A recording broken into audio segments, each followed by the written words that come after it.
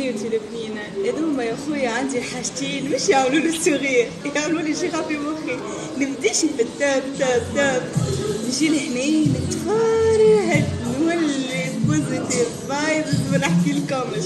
هيا لوجوا على حاجات تعملكم جو، حاجات البسيطة اللي مش لازمها برشا فلوس، وبرك خذوا منها وعملوا منها جو لرواحكم باش تنجموا تكملوا. أهلا أنا اليوم جيتكم بحكاية جديدة يا جماعة، أسهل منها ما فماش. بعد القهوة والشوكولاتة معكم كانت ديسانت نجموا تعبروا بيها لرواحكم، والثقة ذاك الكل تعموتوا وتضحكوا من قلبكم.